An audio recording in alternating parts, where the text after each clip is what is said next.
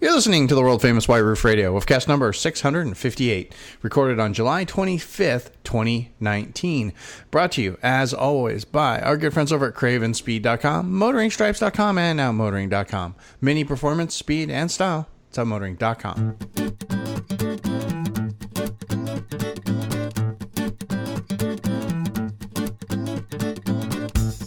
Is everybody ready? Yes, sir. Yep. Beautiful. Hey, everybody, it's DB in Arizona with a brand new episode of the world-famous White Roof Radio. Got the boys with me here tonight. Chad's here from Detroit Tuned. He's looking at houses, so you're going to hear random sounds from him on occasion, which is totally okay because he's looking for a house. Chad, say hello. Hello. We're going to be hearing more from Chad a little bit later. He's been hosting like the fanciest cars in Detroit at Detroit Tuned. They've been doing tunings on Rolls Royces and Bentleys. It's going to be awesome. Chad, Todd's with us too. Todd, say hi. I am here also. Yeah, motoringstripes.com, as always. Don't forget. You know, and I see this all the time, and I'm always seeing these posts on these stupid Facebook groups that you guys have invited me to. And I only call them stupid, and it's not because a group is stupid. It's because Facebook is stupid. So I know I'm putting stupid in the wrong spot, but you guys know where I'm coming from, right? Okay. And every time it's like, oh, who do you guys get? Who do you use for stripes? And why can't you guys just say motoring stripes, motoring badges? Just say that. Why can't you just do that? Because they'd rather buy crappy quality stuff from one of those other places that really, and I get this all the time. People will come in and they're like, oh, yeah, I bought these stripes online. Can you install them? And I go, well, let me see them first, right? And they give it to me or whatever. And I'm like, all right, here's how much it's going to cost you. They're like, okay, great. I mean, and tell you the truth, it's no skin off my nose, but there's no guarantees. Right. And it's crappy material. Like, right. Other places are using the lowest quality material they can. That's why it's cheap. Yeah. It's like, no, I'm not going to sell cheap material. Right. My stuff is more expensive because I've only used the best materials. You know? Right. Like you can go to McDonald's and you can get a hamburger, or you can go to a really nice restaurant and get a good steak. What are you going to, I mean. Is it really a hamburger, though? You can go to McDonald's and get a quarter pounder, or you can go to In-N-Out and get a cheeseburger. Yeah. I mean, there's that, too. There you go. So, most sign shops will install graphics. So, the whole, well, he's not near me thing, no, that's crap. You come up, you get with Todd, you figure out what the hell you want on your car. He does it, sends it out to you, and you take it to a sign shop, and those guys will install it, and they do good work. It's just putting it on. They know how to do that stuff. Done. Quit saying, I found the site on Amazon. I literally had somebody bring me a set of stuff they got off of eBay. Oh, dude. It came in and they scheduled an install, and I'm like, okay. So I open the box and pull the stripes out of there.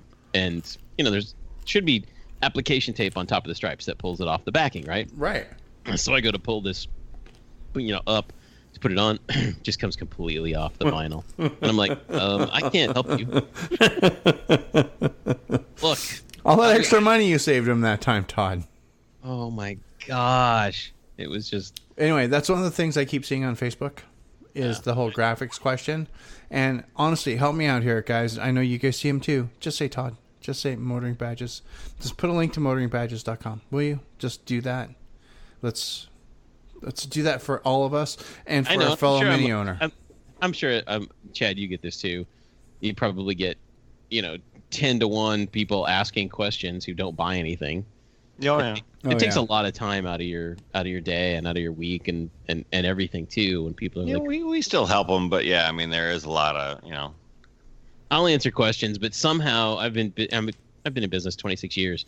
I have this sense, when somebody asks a question, I know by the question they're asking or how they're asking it that they're seriously never going to buy anything from me. Right. And I'll quickly answer the question or whatever, not go into so much detail, because those are the ones it happens all the time. Oh, yeah. They're like, oh, I'm going to buy it on Amazon, or I'm going to buy it from Alibaba, whatever, some Chinese company that's ripping everything. I'm going to go to Hobby Lobby.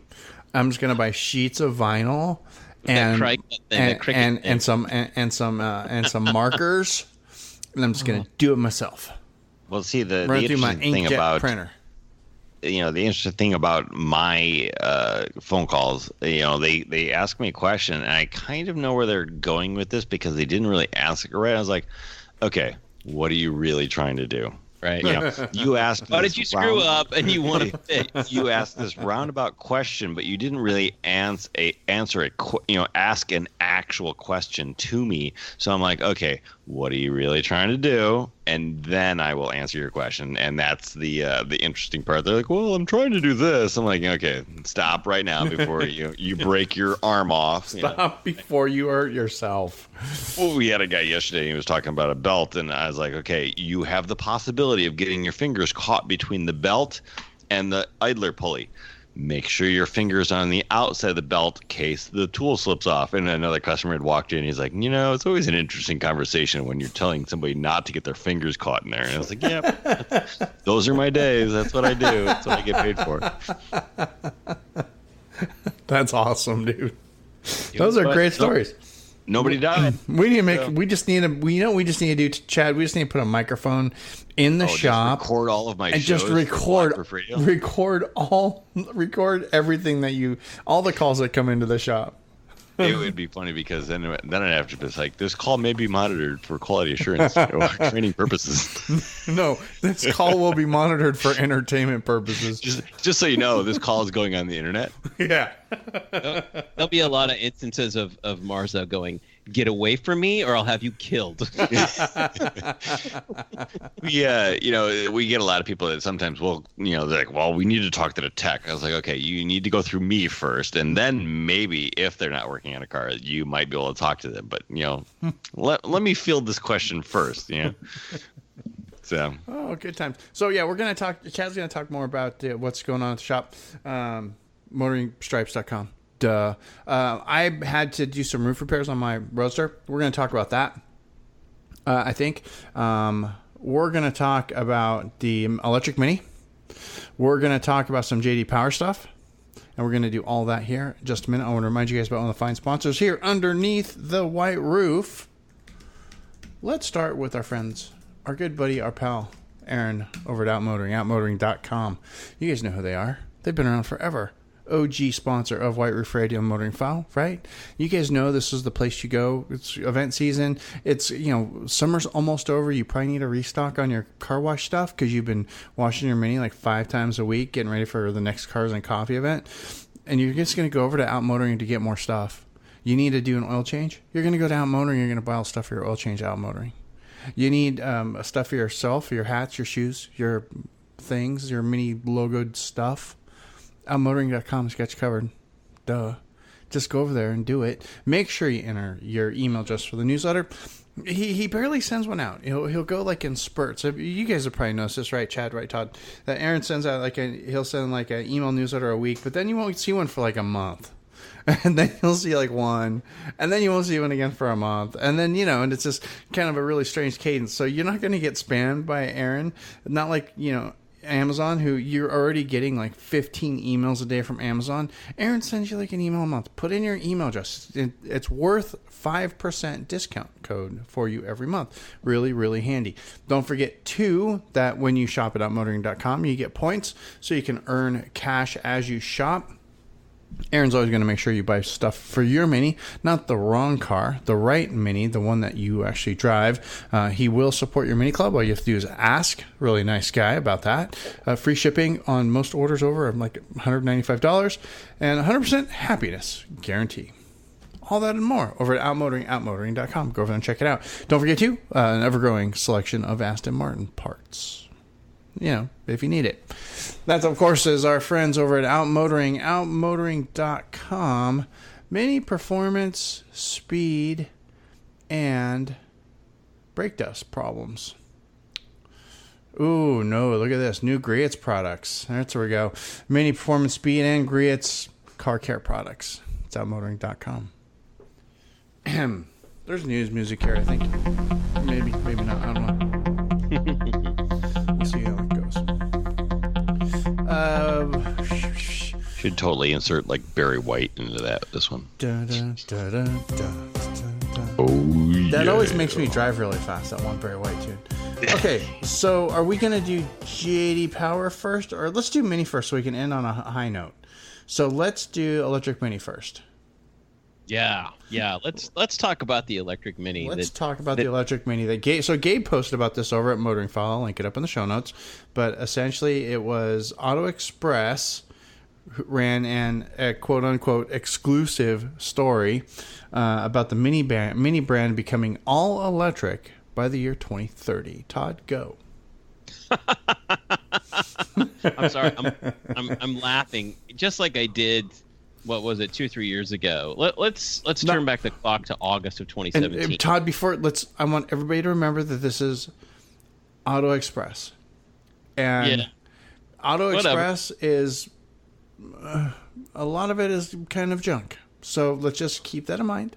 It's Auto Express. As Gabe agrees with it. Well, because Gabe usually does. Because it's not that much crap. Anyway, go. But anyway, I'm gonna turn back the clock here to August of 2017 when the concept, the Mini E concept, hit, globally. And so basically, we've gone from 2017 when the concept came out, which pretty much looks almost exactly like what the Mini E that's been released is going to look like, right? Right. So we've got 2 full years ago they come out, and people were saying 2 years ago, they're like, oh, within 5 years, everything's going to be all electric anyway. People are only going to be buying electric cars.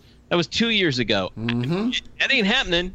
Not in the next 3 years. Nope. That ain't happening. And nope. I keep running across articles like every day, every week of people, talking about, hey, I tried to buy get an electric car, and here's my experience. And one, I don't know if it was Jalopnik or someplace else, the guy, wrote, hey, I bought an electric car. He ended up getting a Chevy Bolt. Okay. And talks about all the instances of, here's the biggest problem is he doesn't have a charger at his house. Oh. So he has to charge it all on the road and everything like that, which is almost impossible you've got to plan your life around charging your car. Because here's my thing about the electrification of American car market is that there's still not enough of an infrastructure. Because you go to places like, you drive around at the grocery store, you're like, oh yeah, look, there's plug-ins for electric cars, but in a grocery store lot with say 200, 300 parking spaces, there's 6 electric car plug-ins. Yeah. You tell me that within 5 to 10 years, those are all going to be electrified, or it's going to be, nope, you're on your own. Yeah. Charge it your damn self. We're not going to be doing this anymore. Yeah, I don't know. Because everybody's got that. And it's not really a problem now for the number of electric cars, and at least in the big cities, in Phoenix, it would be considered a big city. As with Kansas, as with Detroit, obviously LA, New York, the whole West Coast is electrified for cars. Like, I know people that live in the Bay Area and they drive a Tesla to Phoenix for Christmas. It took them 3 days, but they drove a Tesla to Phoenix for Christmas, right? But I'm with you on that. It's the infrastructure thing. But the problem is think about this now. Think about how easy gasoline is to get. Yes. If you go, I need gas, you can probably think at the top of your head a half a dozen places that you can go within just a couple of minutes, or wherever you are, whether you're at home or at work or whatever, right? Yes. You're like, okay, there's at least a half a dozen places I can go to get. You don't even have to think about it. It's ubiquitous. I don't have to use an app to get fuel for my car. You just have to drive about 2 minutes, and you're going to pass a fuel station, right? Yes. It's ubiquitous. The problem is electricity is not.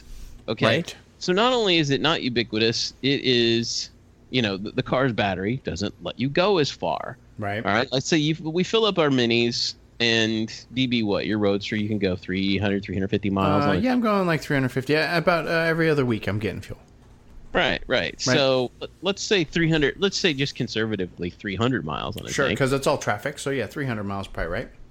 Right. So you do that. Well, the Mini E, we're talking about 120 to 140, somewhere around there. Right. Which shouldn't be a big deal for most people. Most people can drive. For most people, that's still going to be putting fuel, quote unquote, fuel in the car 3 times a week. Well, but that's optimum conditions, okay? Yeah, so it is. The middle of summertime and you're in Phoenix and you got to be running the air conditioning on full blast you'll melt and die. Yes. It'll turn into a pool of dB in the bottom of the car. Not to mention, you've got the heat coming up from the road, which is affecting the batteries. So your range of 120 miles is effectively, I would say, probably cut in half in Phoenix in the summertime. But then you go to Kansas City or Detroit in the winter. And same thing. And same thing, but in reverse, right? Yeah. So... I don't know. I don't know, dude. I think we're a long way from it, and the funny thing is this all ties together with the story of BMW. The head of BMW stepped down, Harold Kruger, just a couple of months ago because the board of directors was like, "Hey, you're not electrifying this company fast enough." Right. And his attitude was where I am. It's a little more conservative. Going, there's a stepping stone before we get to full electrification. Yep. I think there's got to be a stepping stone for two reasons. And let me spell this out here. Okay.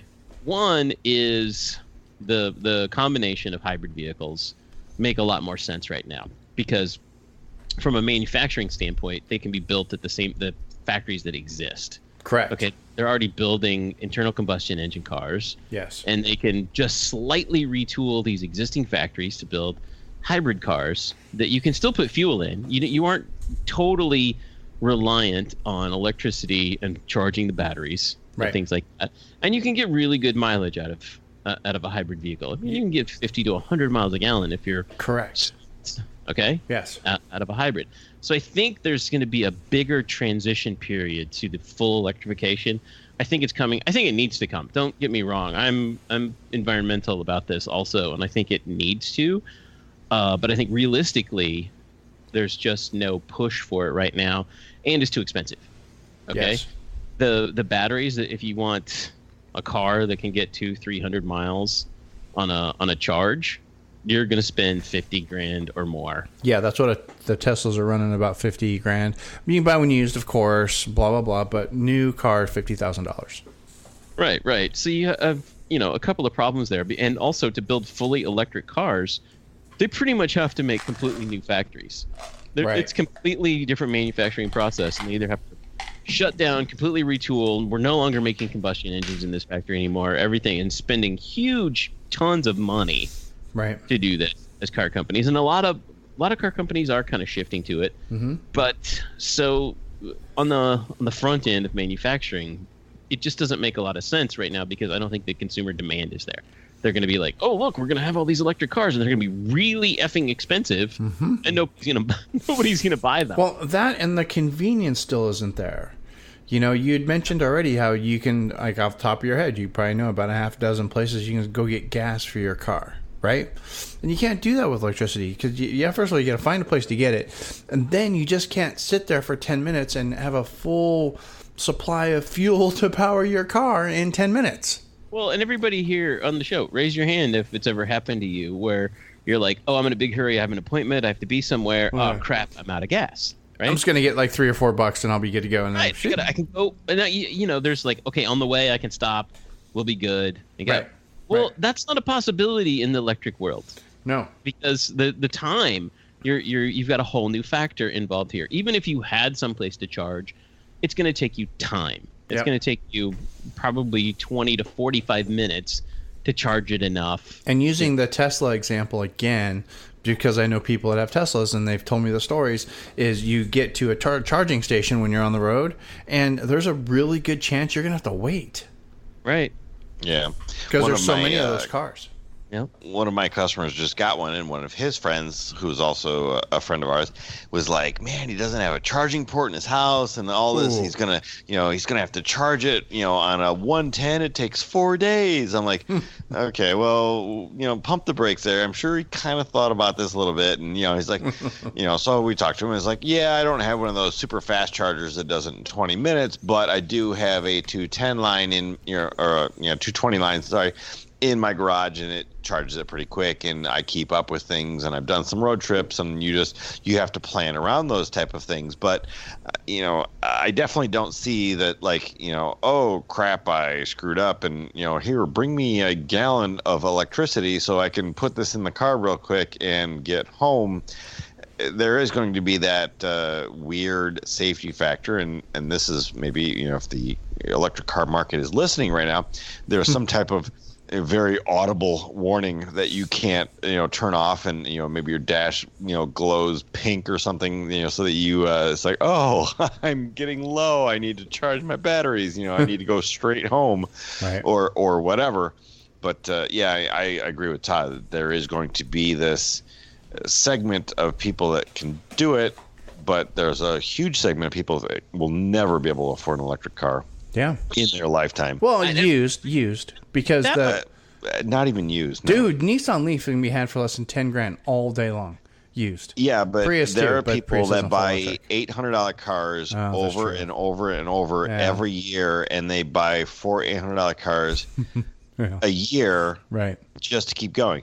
Right. Now, again, to you, me, $10,000, used vehicle is not a big deal, but I would say maybe 25% of the country still goes on those $800 cars because they've got no credit, they've got no way of even doing this thing, or that car sits there for weeks on end because they don't have money to put gas in it even. So that needs to catch up. Yeah, well, there's so many factors, I think, and retraining the American buying public to rethink about how to drive your car, planning, and we're just not there yet. Okay, I don't even think 10 years we're going to be there. And I said this, when the concept came out, and everybody goes, "Oh, within 5 years it will be completely electrified." It's supposed to be by 2022. Right. Listen, we're 2.5 years away from that. That ain't gonna happen. They missed that mark. Missed it completely. And now they're like, oh, 2030. That just seems like so far in the future. No, it's not. 10 years is not that long. And it's 10 years. 10 years isn't that far in the future. 2030, however, is still a long way away. Well, no, it's not. It's only 11 years. 11. I know, but it just sounds like it's further away because it's 2030. Right. 2030 sounds like the future. Right. Well, by then we are going to be in flying cars, and we'll all have helicopters, right? I mean, it's going to be the Jetsons, man. 2030. We'll all have jetpacks, and think about this. What were we doing 10 years ago? 10 years ago was what? 2009. Yeah. And I had a horse. I mean.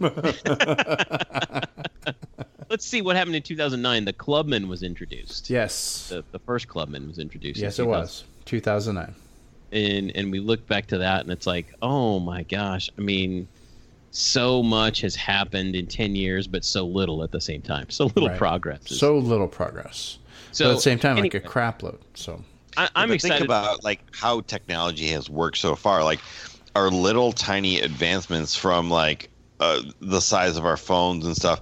I mean, we've gone from 9s to 10s in a lot of phones, but like the advancements of those phones have been minute. Yeah, but Chad, imagine how far away we were again, 10 years ago on phones. Here's the other problem too: is that an iPhone 10 is great, but it's $1,000, dude. No, it's a ton of money. It's $1,000 for a cell phone. Okay. And is it any better than a 9 or an 8, which I don't think they made, or a 7, which I know they made? And I think that's why Apple's they're having sales issues because of that. Because there are people walking around with 2-3-year-old iPhones going, "This is completely fine. It's all I need. Exactly. I don't need the fastest. I don't need the best camera. I don't need all of that. So it's fine." My mom is just upgrading this weekend from an iPhone 5, sweetie? 5S. 5S. Yeah. She just got it. The only reason she's upgrading is because she broke the screen. Yeah, exactly. I think now she's going to an 8. And I think the car industry is in the exact same situation right now, because right now people are keeping their cars longer than ever. It just keeps going up. I mean, I think the average amount of time people keep cars now is something like 7 to 9 years. Somewhere in that range there. Mm-hmm. And it's completely believable. I mean, I had a customer a couple of weeks ago call me and say, "Hey, I want you to wrap my shop truck." And I'm like, "Okay, well, tell me what it is so I can, just like kind of do a layout for you and everything." He's like, "It's a 1999 Ford F-150." Yeah. And I'm like, "Dude, your car is 20 years old, and you're still driving it." And it just kind of blew my mind a little bit. But it'll look completely brand new as soon as you wrap it. Yeah. Well, I'm still driving a 2005 GMC Savannah. Yeah. And it's got 100,000+ miles on it, but it runs perfect. Yeah. You know, and I know because somebody mentioned 2009. There's a couple things that actually happened in 2009 you guys might care about. Kickstarter service was started in 2009. Michael Jackson died in 2009. Analog TV signal began to be phased out. Yeah. So, and after more than 5 years in beta, Jackson. Gmail was formally released to the public in 2009. My gosh, Gmail's only been around for 10 years. Gmail's been around for 10, 15 years, dude. Yeah, longer than that, but public version, 15 years. Anyway, so I mean, a lot of things have happened since 2009. Yeah. But I think in the car industry, Bing started in 2009. Has there been really that much changing other than like some of the in-car tech? In-car tech, that's really about it. Well, some of the outside stuff, and the whole every car made has to have a big, huge, gaping maw. Right? Yeah, and speaking of in-car tech, I'm going to segue and we'll move on to another topic here. Is something that's been going around this past week that people are just mercilessly making fun of BMW for. Again, is that BMW now is charging $80 a year for the privilege of using CarPlay in your new $80,000, $100,000 BMW 7 Series. Yep. You're going to get charged it's $80. It's $300 one time, or $80 a year. And this is not new. I think people are bitching about it now because BMW is finally starting to charge, because this is something that was actually announced like 18 months ago. Yeah, and I was actually told by somebody at Mini that Mini's going to do the same thing, and I'm like, no, that's just. I'll believe it when I see it, because I got my car's a 2019, and they said, oh no, they're going to start charging for every 2019 model year. I'm like, okay, 2019 with CarPlay, and they said just wait until your first year is up. You'll probably get a bill, like it'll stop working, and I'm like, no, is that really? And so this is a person who should know. This is somebody from Mini who should know. Okay. And I can't find any information anywhere. Somebody tell me I'm wrong. I don't believe it. Okay. That's going to happen. We'll just see in a year's time if you get a bill for CarPlay. But anyway, I think it's the most ridiculous thing. It's like a cash grab, a money grab, because you can buy, like, I think every Hyundai, like every model comes. Every car comes with every car now. Just about comes with CarPlay. I was gonna say Ford has got their own little system, but it's all free, and it's like Volkswagen, every Volkswagen. Yeah, every Volkswagen. And is free. Apple does backfire on them. Apple does charge the manufacturers for that, but it's a couple of dollars, right? It's like $6 an install or something for licensing fees. Now, let me say this also: if BMW gave you some sort of experience that you weren't getting in other cars for that $80 a year, and you can go, you know what, I'm getting something that the guys over at Hyundai aren't getting, or the guys at Volkswagen aren't getting in their cars. Right. I could see paying $80 a year for it. But they're not. It's Apple Play. It's CarPlay. I've had it in my Mini for 7 months now. Right here at the end of July is going to be 7 months. Mm-hmm. And I use it every day, and I like it. I have my complaints about it, and I hope they address some of those with the next iOS update, because they say there's a bunch of changes coming to CarPlay. Right. But I got to tell you, I could live without it. Yeah. If it got to the point where Mini said you're going to have to start paying for this, I'd go, screw it. Yeah. I'll go back to listening to just USB. Just use Bluetooth or USB audio, right? Yeah. Yeah. Either one of those. Crazy. I don't see it, and BMW is just getting. If anybody out in Wire Radio Land, if you guys are rocking CarPlay on any of your vehicles by chance, and it doesn't matter if it's a BMW, Volkswagen, Mini, whoever, and you've seen a bill for CarPlay, we would be very interested in hearing about that. Leave a note in the show notes, please. Yeah, it's funny because when I first got my car, it didn't work. CarPlay was not enabled. Okay. And it said right on the sticker, comes with CarPlay compatibility, blah blah blah, all this. Right. And I'd go basically jump around the dealer and basically fixed it myself. Was you go into the system and tell the system to update. Right. And it's like, the settings, blah blah blah, like update the system, and it kind of reboots and updates or whatever, and then it's turned on. So I don't know what it was or what they didn't do when my car, got prepped and everything, but it didn't work right out of the box, and I had to go through. And I think that would be frustrating to some people. I didn't complain, and hey, I did not ding my JD Power survey. You like that segue? I like that segue there, brother. So JD Power new JD Power thing, and we're waiting for Mini to start capitalizing on this because it's actually public and anywhere you search for JD Power results. But as it turns out, according to JD Power, everybody this is the appeal study, and basically it's everybody loves their Mini. Yeah, how well do you like your car? Yeah, and the headlines everywhere this week these are the top 20 cars that make people the happiest. 2 of them are Minis. The hardtop, best in its class. The Countryman, best in its class. The hardtop class is sporty compact, and the Countryman is small SUV. They both rank top customer choice of these cars make me the happiest. Now, by that I'm saying the appeal study is performance, execution, and layout. Yeah. Okay. And I can tell you exactly what this is because I took the survey. I took the first survey, the initial quality, which Mini was also at the top of its class. Yep. By the way, so this is two wins, really kind of 3 JD Power wins for Mini. Compact sporty car, Mini Cooper. Yeah.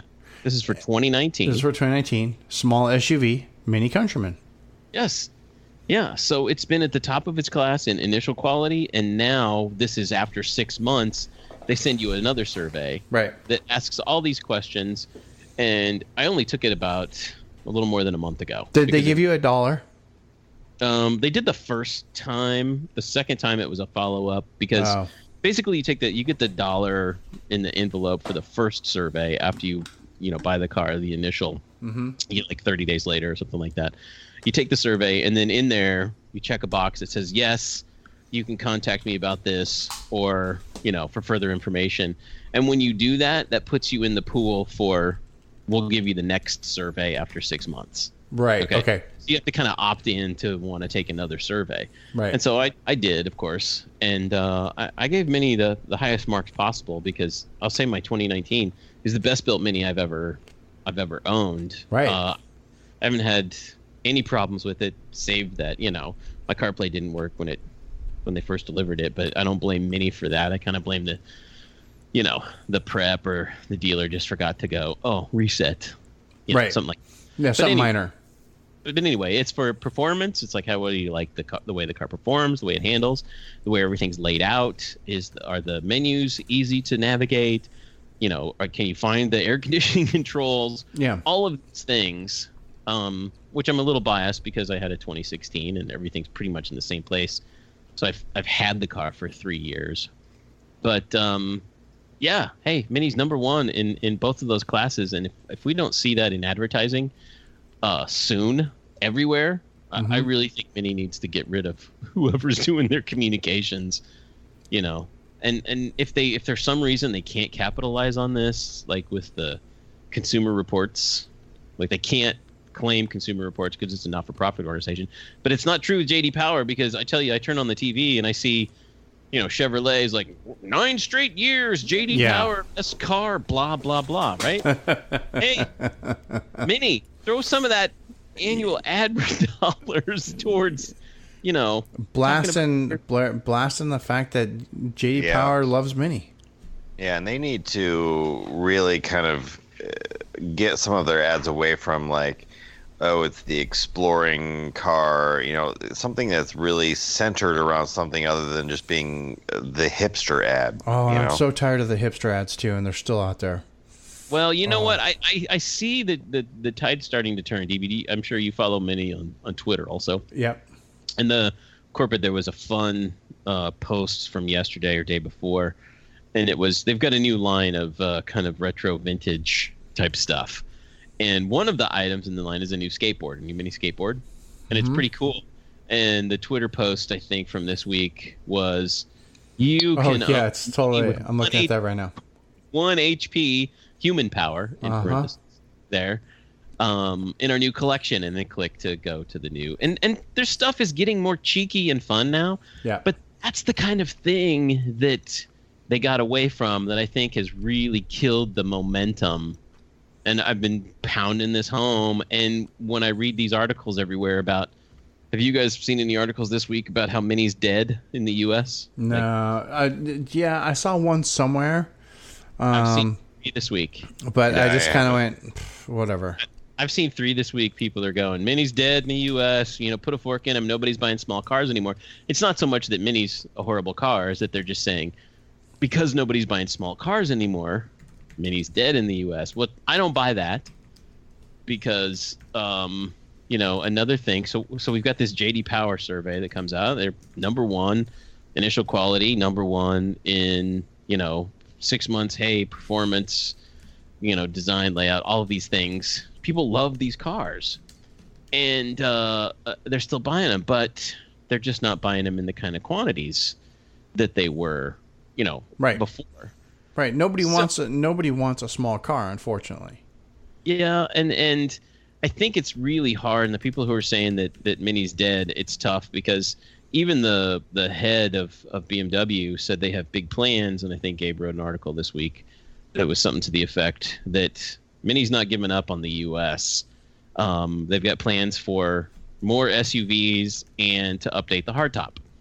So this is the first we'd ever heard, because even last time we did a show a couple weeks ago, Gabe was saying he's had anything beyond this current generation of Minis. Right. Like, nobody was talking. And this was the first public statement I think we got from BMW directly about they still have plans that, no, we're not going to let the U.S. go.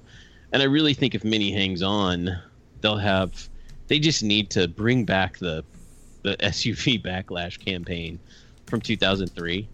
You know what I mean? Yeah. It's like, who wants a big freaking SUV anymore? Get a fun car. You might as well just enjoy your life. I don't know. We'll see. We will see. Oh, well. As long as they stop making the hip strads, I'd be pretty happy about that. The whole, let's just take pictures of people's backs with over-processed Instagram filters. I'm really over that whole campaign, the whole style of those advertisements. Just that skateboard thing was kind of dope, though. So I'm linking that up in the show notes if you guys missed it on Twitter. I thought that was cool, but don't you think that we call it the hipster ad campaign? Don't you think it's a case of a brand going, this is who we want our customers to be? Mm-hmm. It's not really who our customers are. Yeah. So, dear Minnie, those people don't have money for a car. They'd rather spend it on Uber. Just saying. Anyway, we don't need to beat up on Minnie. Those ads, I'm just tired of them. But there's there's a whole bunch of new stuff over at the lifestyle shop. I guess they've completely redone this. I haven't looked at this in a very long time. Yeah, they got actually some cool stuff finally. There's actually some cool stuff going on over here, so you should go look at that. Anyway, go look at that stuff. We don't care. We don't get any money from Minnie, but that skateboard's dope. That skateboard, I had that skateboard when I was a child. Mm-hmm. But it was wood, and it had loose ball bearing wheels, and they were clear urethane wheels. Yep. Right? We all had that skateboard when we were kids. I'm not going to buy one now. I'll tell you that. I'll break a hip, man. I'd actually like to see Todd on a skateboard again, please. Break a hip. I'll break a hip, man. To any of the Patreon people, we will tape it. Oh, jeez. Todd on a skateboard. No, because I don't want Todd to break a hip either. Well, his wife has some cool wrist braces that he could borrow, I'm sure. Yes. Anyway. Yeah. Oh, goodness. Feeling old, DB, this is going to make you feel old, man. This is a complete segue that some people will appreciate. Did you ever watch Sanford & Son growing up? A little bit, yeah. I mean, you were aware of the show. Oh, yeah. It's the big one. And Red Fox, oh, yeah. Hey, dummy, go get me a pack of cigarettes. Right? So dude, that was spot on, by the way. Perfect. We all remember that. Yeah. Red Fox, man. I mean, come on. On from like 72 to 76. Yeah. In 1973, when Red Fox won his first Golden Globe for playing Fred Sanford in Sanford & Son, he was, and I need a drum roll, please. Sure. 51 years old at the time. Wow. I know. I heard that. I heard DB's jaw drop there. Yep. The man was 51 years old when he was playing Fred Sanford. I had no idea. Insert crickets here. Oh, does that just like freak you out a little bit? A little bit, because that's how old I am now. I know. I'm saying. Yikes! All right, well, you damn kids, get off my lawn. Let's move on. Yeah. Really quick, we talked about that. So we discussed last time we met that I had to repair the top on my roadster. I think we talked on that briefly. The glass had become delaminated from the top and the rear window. And as it turns out, this is like an epidemic of epidemic proportions right now within the Mini Cooper Roadster community. Our good friend Vanwall had the exact same problem happen on his Roadster in exactly the same way. The glass completely delaminated from the top, and it stayed connected to a strip at the very top. And he luckily had an upholstery shop that was able to help him out. So I ended up having to do this myself. If you happen to have a Mini Cooper with a cloth top and you don't have the, well, depending on who you see, let's just say $2,000 to $8,000 to replace said top, you can get just the shell for like $1,200. There's a shop in San Diego sells them all day long, but we'll talk about that later. If you don't have the kind of money, you just want to fix it yourself, you can go to an upholstery shop. A lot of local upholstery shops will do this. Here in Phoenix, they don't like doing it clearly because they want $900. Our man Vanwall in San Diego found somebody to do it for him for $300. There was another guy on a post in stupid Facebook that they had the same work done like over in Philly for $300. So if this happens to you, go to an upholstery shop and they might fix it. They're not going to give you any kind of a guarantee, but they might be able to fix it. If, however, you're a little bit more industrious and you're a little bit more DIY, a little bit more hands-on, you want to do this yourself, I've linked up post over at DB Mini that actually will walk you through the entire process using everything that I did and doing things that I should have done, but I did not. And I am here to tell you now that I successfully reattached glass to cloth on my 2013 Mini Cooper Roadster. It's holding up for like 2 weeks. Yeah. With a hot glue gun? Essentially. No. There's some there's 3M chemicals. There's a couple of 3M chemicals that are required. Really, that's all you need. The rest of it is just for show. You need some blue tape. You need some suction cup clamps.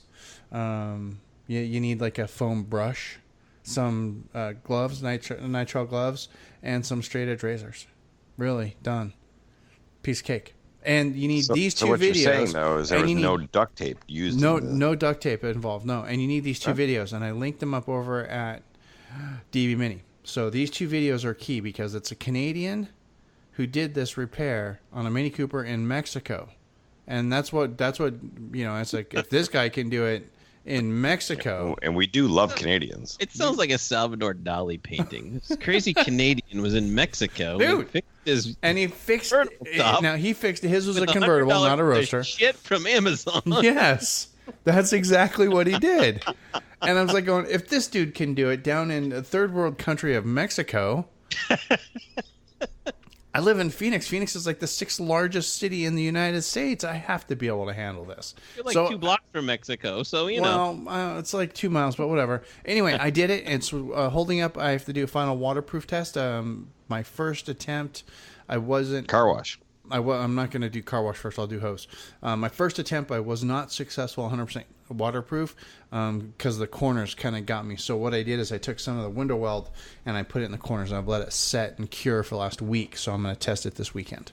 And I'll be reporting back on the waterproofedness of the top. It's atrocious. It really is. This is totally MacGyver. This is completely 100% half-assed. It really, truly is. But as I did not have money to replace the top, it works. So if you have... in the Roadster group, because I'm in the Roadster group on Stupid Facebook also. Yeah.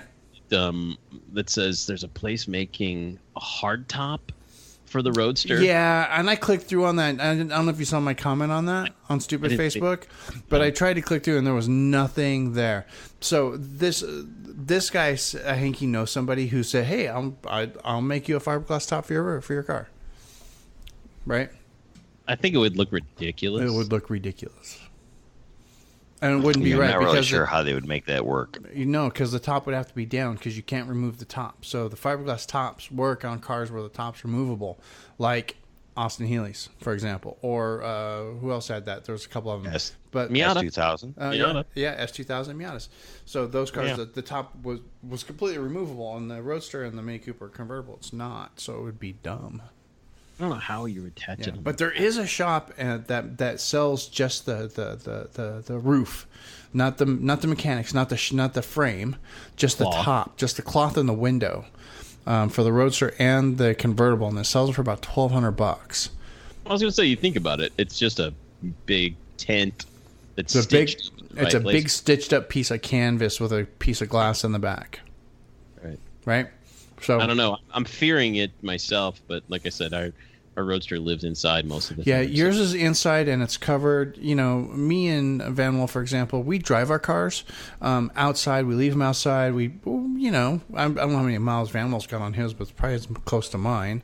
And but you so close to the sun out there. And we're super close to the sun. He's in San Diego. I'm in Phoenix. Yeah. So yeah. Anyway, if you want to know how to do it, and this will cover any car with a convertible top with the back windows delaminating from the top, just go here, and this is your instructions. You just need these things: some blue painter's tape, some 3M window weld, some 3M primer, and some suction cup clamps. And it's not just minis. Like, lest you think we're bagging on minis for this. No. It's not. Like, every convertible out there has this issue eventually. Because the way the glass, Audi, all of them. Yeah, I mean, I'm surprised it lasted as long as it did. Because that's 6 years for me. Yeah, like I said, I kind of fear because we both got 2013s. Our cars are about the same age. Yeah. It's funny because the only time that I've ever experienced a back window coming out of a car, it was in a '73 Corvette, and that was actually Lexan that was stitched into the fabric. Wow. The stitching that was coming apart, and all. I thought he was just saying back together. It was an Ozzy Osbourne incident for the hi-fi, stereo. No, not quite. Yep. Sharon, my top has come off. Jesus. Oh. So you get Red Fox, you get Ozzy Osbourne tonight. You get it all on White Roof Radio. Wow. Yeah, this is the show that's on. This is the show. Oh, geez. Anyway, so if you're looking for that, I've posted that over at tvmini.us.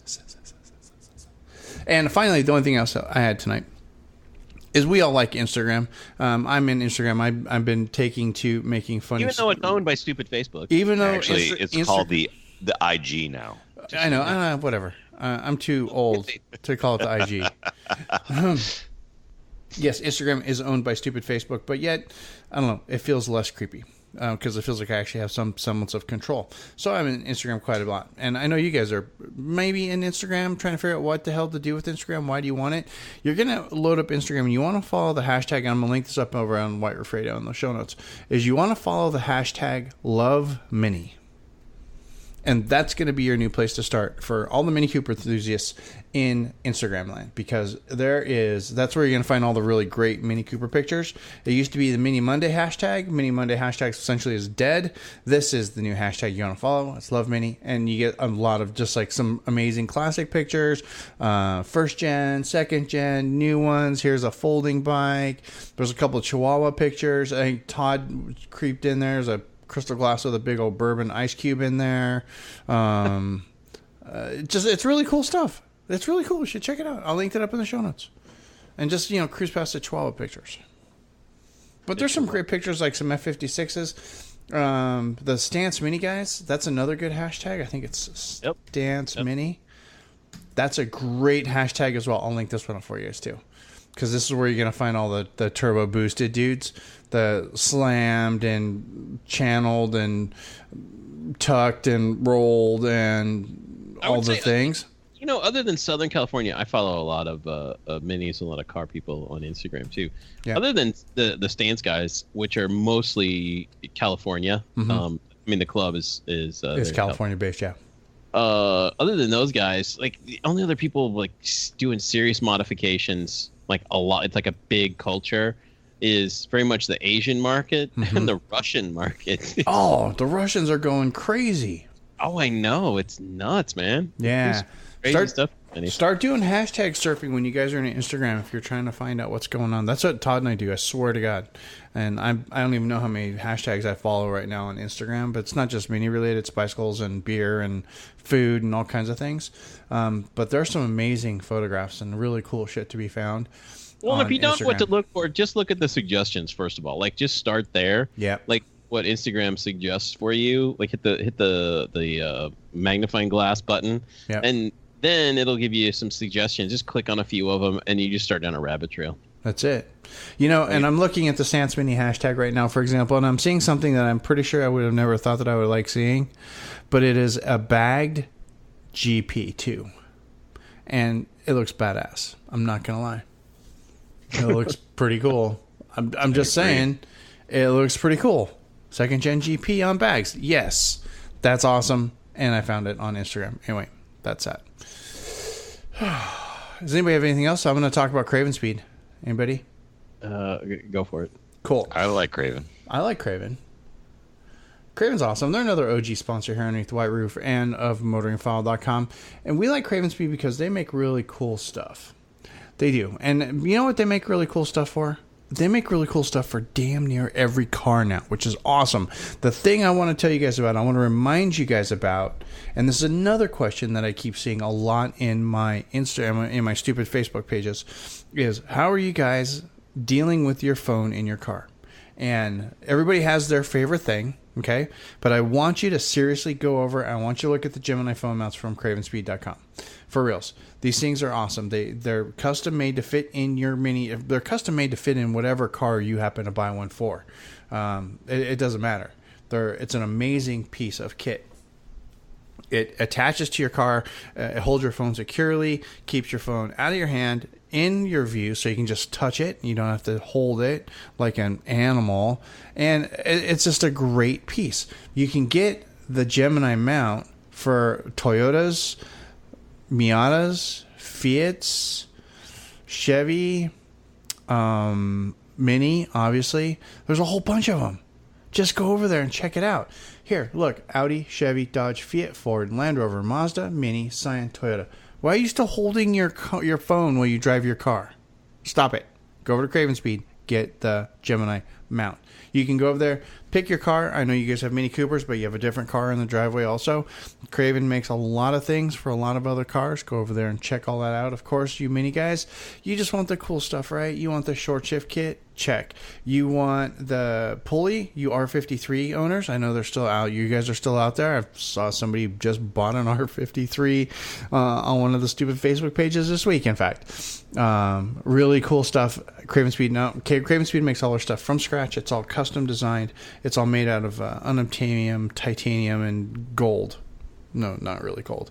But it's all done like really well, and it's just a small team of amazing people that make really cool shit for cars up in Portland, Oregon. We love these guys. You'll love them too. I want you to go over there, check it all out. If you happen to place an order, make sure there's a comment form there. You put that you thank them for supporting White Roof Radio. We really appreciate that. So do they. They, of course, being our friends over Craven Speed, cravenspeed.com. You know what else is cool with Craven Speed? Chad knows what this is if you're going to see Chad and you want Craven Speed stuff installed on your car, you tell Chad to install Craven Speed stuff in your car. And he goes, okay, cool. And he orders cool stuff from Craven Speed and he puts it in your car. That's awesome. We don't even have to order it. You guys have it in stock, see? If you're in Arizona, you got to go see Jerry. Jerry has to order it because he's not like, Big Daddy like Chad. But he will do the same thing. You go see Way, you do the same thing. You go see the boys on the East Coast, they do the same thing. You don't have to call it Craven direct. Just go to your guys. Say, hey, I want Craven Speed stuff on my car. They just go, boom, done. And Craven Speed think that's just as cool as buying it direct. So whatever you want. Anyway, just my reminder. Chad? So, yes. Chad, you are the proprietor, owner, operator, head mechanic. And I don't know about head mechanic, and chief padre at Detroit Tuned. Primarily started to service, repair, and tune Mini Cooper automobiles. Is this correct? Yeah. Chad, this last week, because I follow the Detroit Tuned on stupid Facebook and on internet and on Instagram, and I'm seeing pictures from Detroit Tuned of Rolls Royces. Oh, yeah. Many different years and styles and flavors and colors. And Bentleys, Chad. And Bentleys, yeah. Chad, this hurts my head. These are cars that don't get tuned typically. So what the F is going on at Detroit Tuned? Do we have to know? Well, we had a customer come to us who is a previous Mini owner and friend of some of our customers. Okay. And he is part of the Detroit Rolls-Royce chapter, and they were having a big to do this week, a whole big week-long event that they were going up that leads up to the Concours d'Elegance at the St. James place here in Detroit. And it's been a long-running show, and it's part of the whole Concours d'Elegance shows that go throughout the country. And I know there's a big one in L.A., there's a really nice one in Cincinnati I've been to a couple times, and the one in Detroit, who by random chance I have only been to once in my 44 years of being on this earth.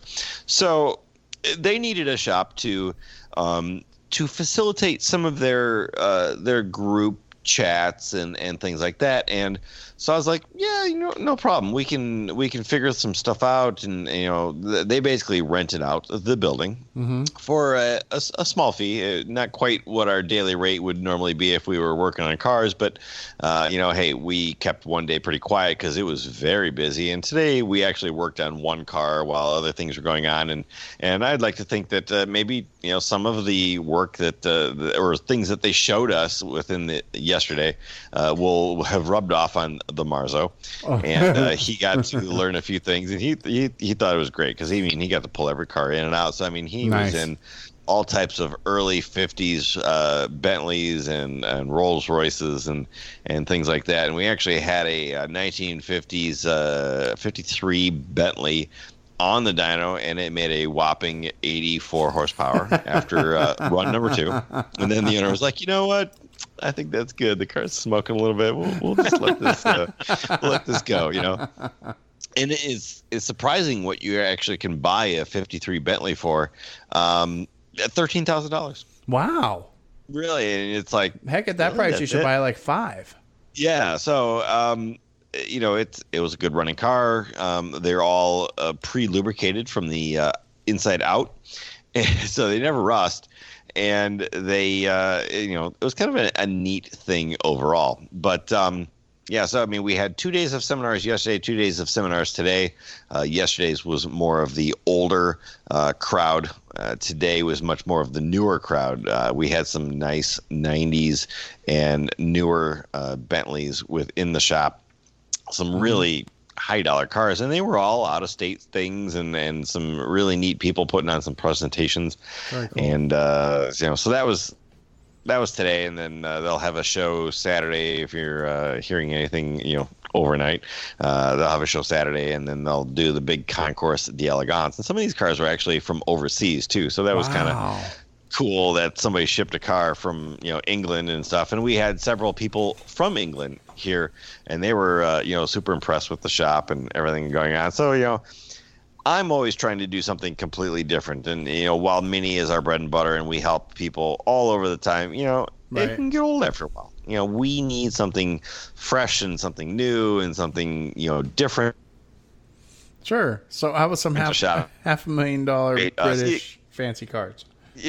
Exactly. So, we had quite a bit of stuff going on, and, something different. It kind of breaks up our normal day. So. Again, that's Detroit Tune, DetroitTune.com for all of your Rolls-Royce and Bentley service needs. Yeah, exactly. Did you guys at least get a service manual, Chad, or anything like that by chance? No, we didn't get any service manuals, but we got lots of great pictures. Obviously, we posted a ton of stuff. There might be a YouTube video coming yet of the 53 on the dyno. Nice. It was kind of funny to watch Mike in the car. It looked just like Mike's 54 Chevy. They're very similar. Are they really? They had within a couple of horsepower of each other, the whole, I press the gas and maybe it thinks about going and it eventually gets there. So, yes, they were within a couple of horsepower of the actual dyno numbers. I think Lindy was a little bit on the higher side because America, it was very similar. Well, okay. So, go follow Detroit Tuned on Instagram. Follow Detroit Tuned at the stupid Facebook, and you can see all of the it's Rolls Royce. It's just like this is a car that you'd expect to see James May get out of, right? And that's what you are working actually, on. That's really funny. It's funny because half the people kind of really did feel like James May. So nice. Very cool, Chad. Very cool. Thanks for sharing. Of course, that's at TroyTune.com. You guys love Chad too. He's been OG working on minis for a long time. If you're within 5 miles, 5-hour drive of the shop, you use them for everything else anyway. Go check it out. TroyTune.com, please. Beautiful. Oh. What's next? Anybody have anything else? We've gone longer than we initially anticipated going tonight.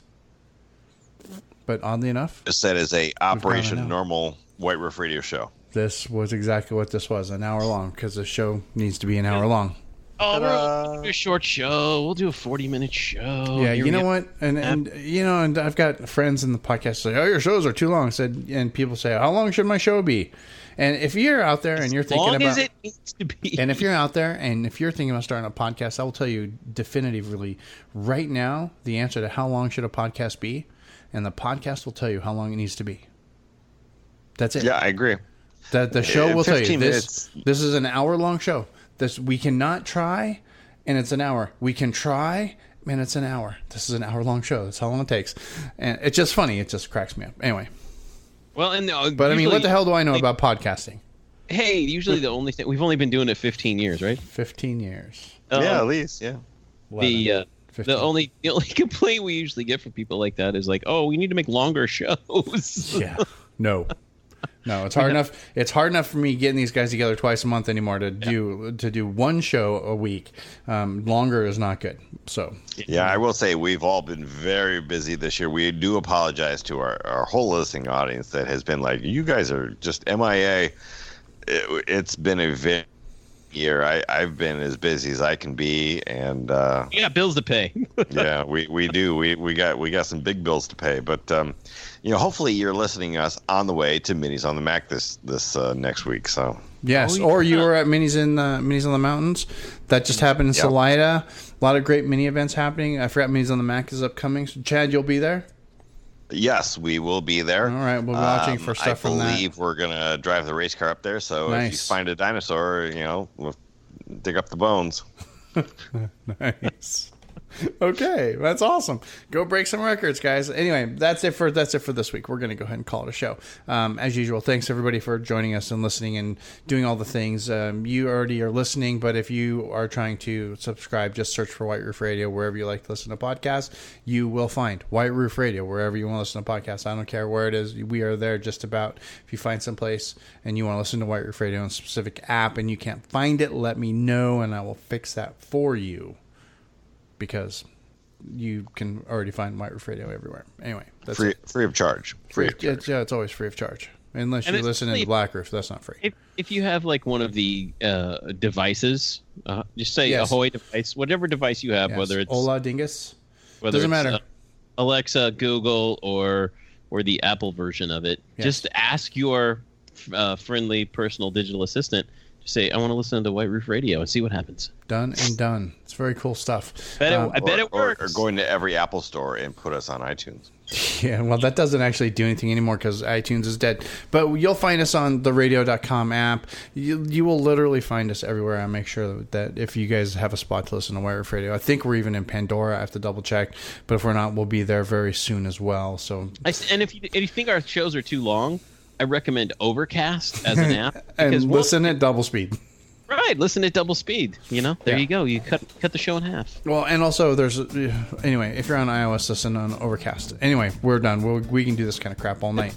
This is the part of the show, however, where I like to make that funny clicking sound, and then I say, questions, comments, or concerns, go ahead, click back over to whiteroofradio.com. There you can leave us a note in the show notes. You can also email us, feedback@whiteroofradio.com. Till next time, gang, this DB. I'm done. Cheers. See ya.